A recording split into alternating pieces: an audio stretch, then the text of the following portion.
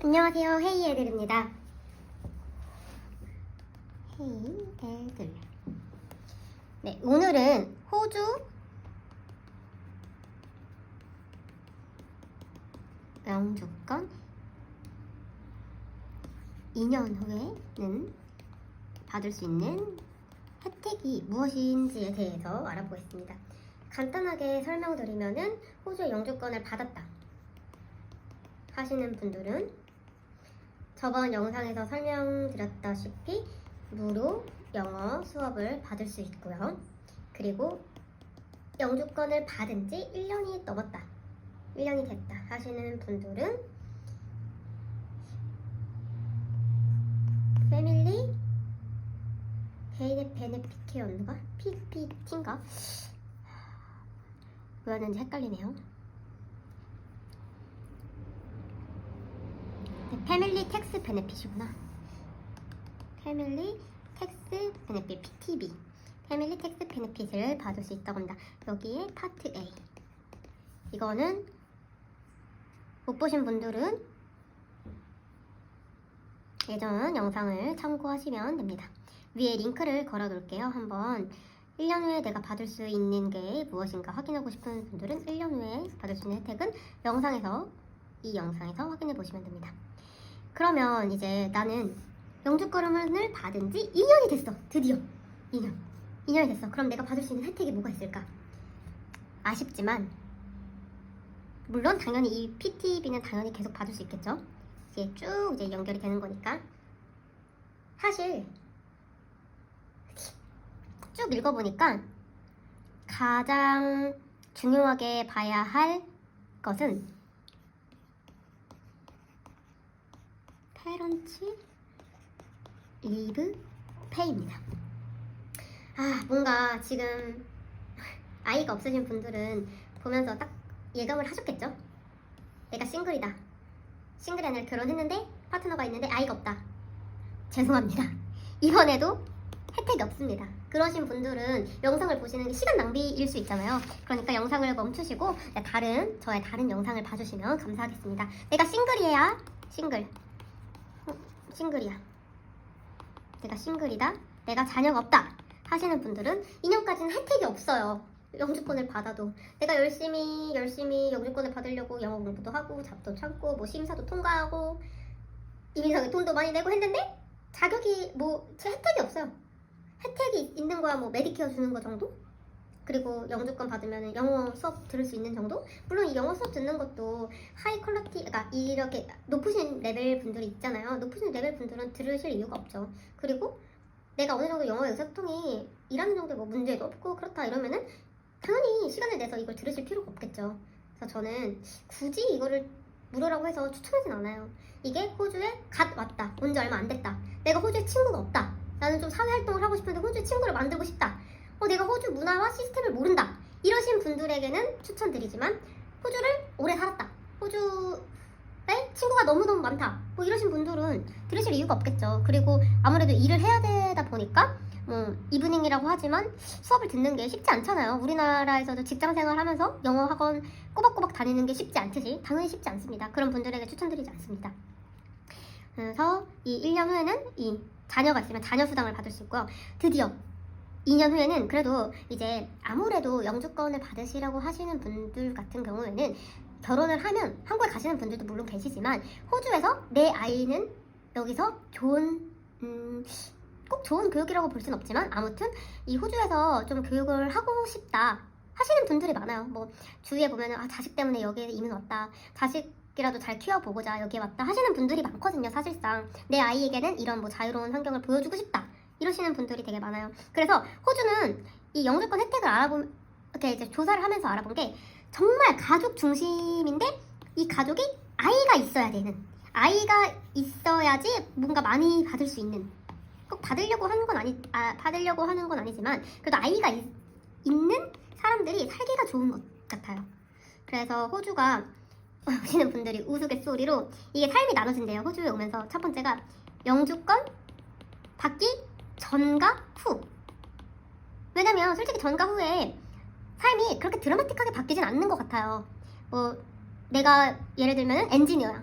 영주권을 받기 전에 엔지니어야. 근데 엔지니어로 영주권을 받았어. 그렇다고 하루아침에 직장을 그만두시는 분들이 있겠지만 거의 그만두시진 않잖아요. 영주권을 받았다고 해서. 꼭 그렇진 않아요.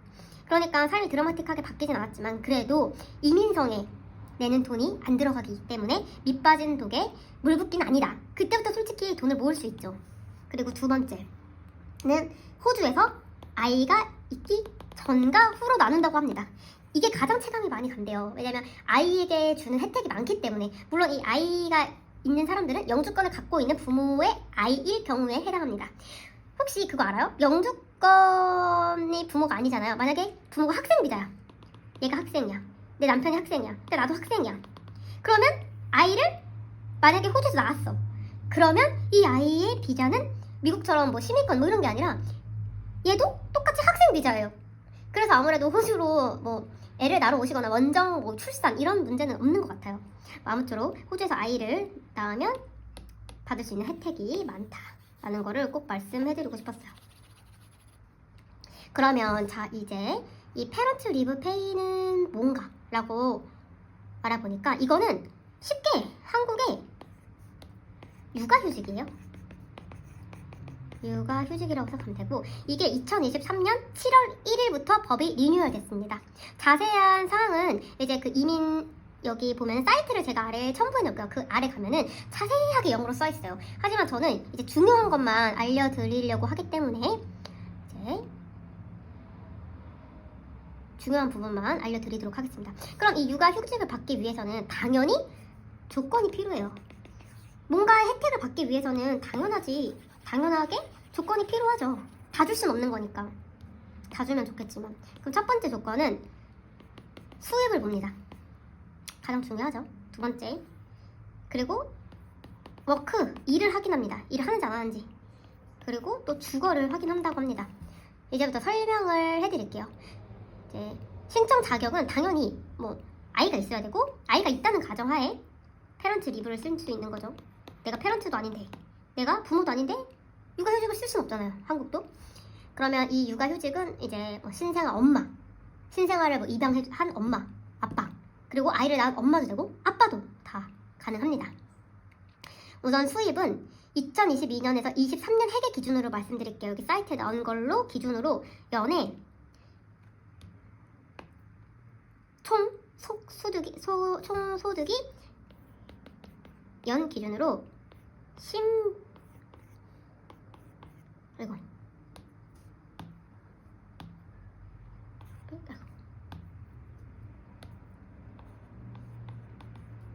16만 8,685불보다는 적어야 한다고 해요.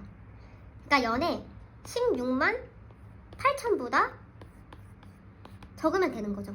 총 소득이 16만이면 거의 뭐 우리나라 돈으로 한 15억 정도?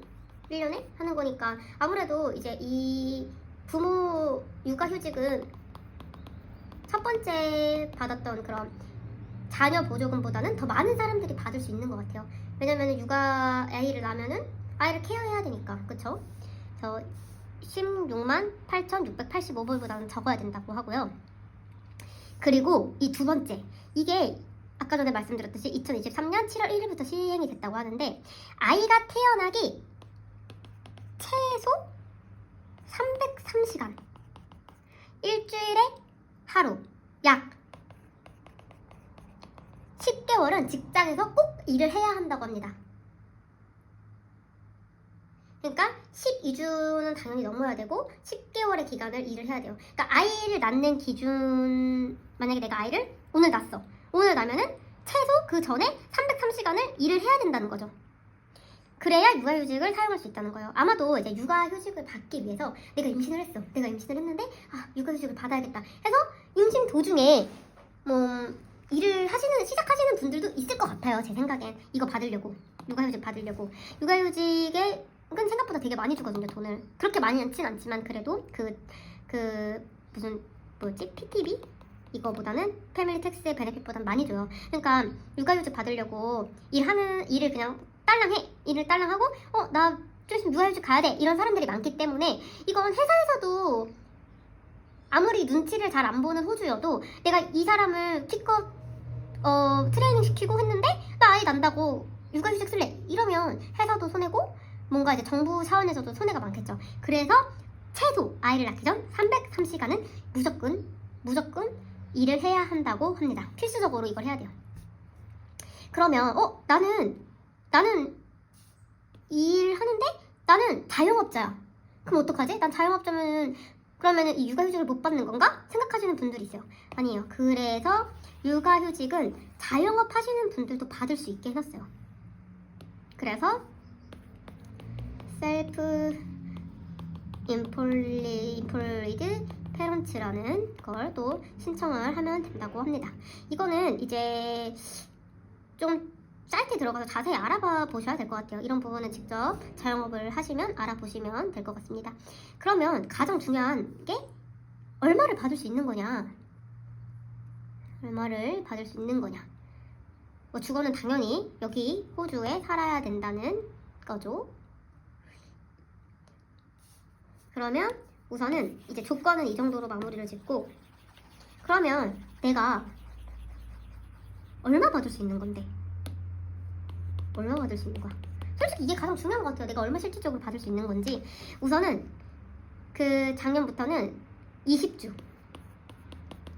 총 기간은 20주, 약 100일 정도 받을 수 있다고 합니다. 육아휴직을 사용할 수 있고요. 그리고 육아휴직으로 받을 수 있는 금액은 하루에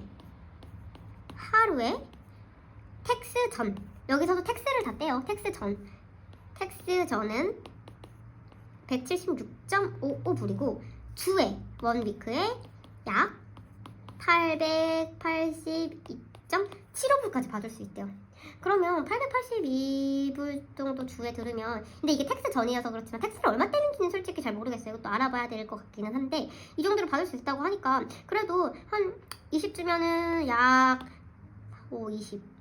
100일 정도? 100일 정도면 한 3개월을 이 정도 받고 쉬는 거면 괜찮죠. 이 정도면. 그리고 대부분 아빠든 엄마든 한 사람이 90일까지 사용을 하긴 하지만 만약에 100일을 사용하고 싶다 하면은 부모가 이 둘 다의 조건을 만족해야 된다고 해요. 근데 만약에 내가 싱글맘이다, 싱글데리다 하면은 총 100일을 사용할 수 있다고 합니다. 그러니까 대략 100일이라고 하지만 90일 정도 사용이 가능하다고 해요. 그리고 어떻게 신청을 해야 되냐? 그러면 신청은 거의 정부의 무슨 혜택을 받는 시스템이다. 그런 거는 거의 다 당연히 사이트에서 하면 되겠죠. 사이트는 아래에 링크 아래에다가 쓸 테니까 그거를 보고 참조해 주시면 되고요. 그리고 여기서 육아휴직은 신청은 아이 출생일 3개월 전부터 신청이 가능해요.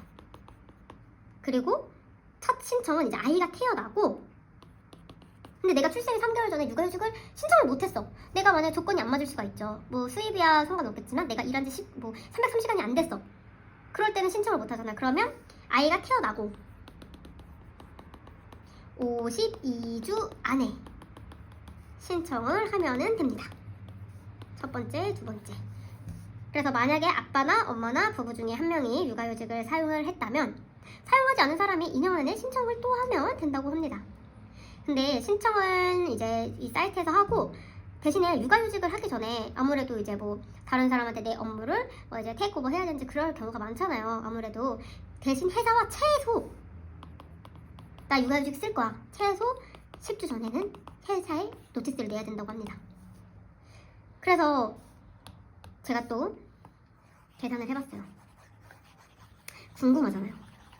그러면 내가 육아휴직 동안 받을 수 있는 돈은 그래서 총 얼마인가? 일주에 882.75, 만약에 20주라고 치면 20주라고 줄 수 있다고 하니까 그러면 총 1765, 총 17,655불을 받으면서 쉴 수 있습니다. 17,000이니까 한국 돈으로는 한 1,500만원 정도 되겠네요. 1,500만원 정도? 그럼 한 달에 1,500만원, 한 달이 아니라 20주 100일에 20주면은 1,500만원이면 저는 괜찮다고 생각합니다. 이거는 영주권 받고 2년 된 사람들만 신청이 가능해요. 그래서 아무래도 생각보다 이제 호주는 이제 싱글보다는 확실히 아이가 있는 가정에 지원금을 더 많이 주는 것 같아요. 그만큼 호주에서 아이들을 정말 중요하게 생각하는 것 같습니다. 이렇게 오늘은 호주 영주권 받고 2년 후에 받을 수 있는 혜택에 대해서 알아봤어요.